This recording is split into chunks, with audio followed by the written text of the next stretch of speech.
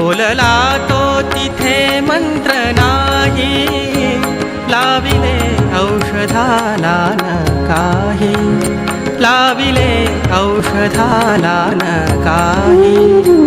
दिव्य स्पर्शास व्याधी भ्याला, दिव्य स्पर्शास व्याधी भ्याला. त्याच वेळी महारोग गेला.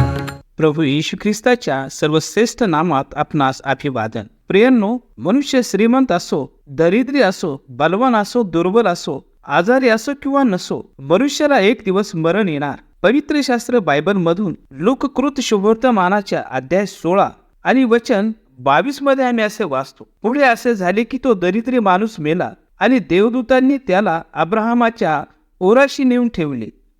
श्रीमंतही मेला व त्याची उत्तम क्रिया करण्यात आली. या दोन व्यक्ती मरण पावल्या, पण या दोन्ही व्यक्ती मरणाच्या नंतर वेगवेगळ्या ठिकाणी गेल्या.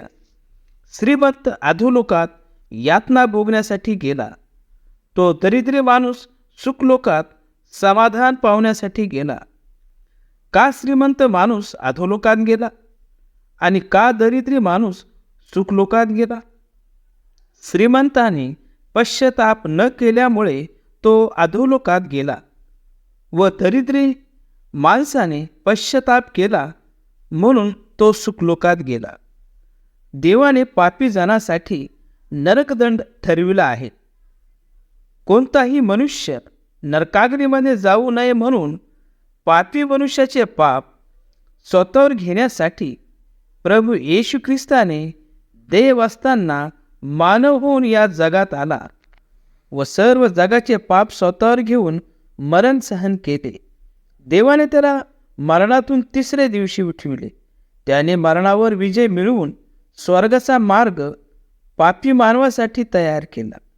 आणि जो कोणी मनुष्य स्वतःचे पाप कबूल करून पश्चाताप करी व प्रभू येशू ख्रिस्त हा माझ्या पापासाठी मरण पावला व देवाने त्याला तिसऱ्या दिवशी मरणातून उठविले असा विश्वास ठेवून त्याला आपल्या अंतःकरणात प्रभू व तारणारा म्हणून स्वीकारीन, त्याला सार्वकालिक जीवन मिळेल.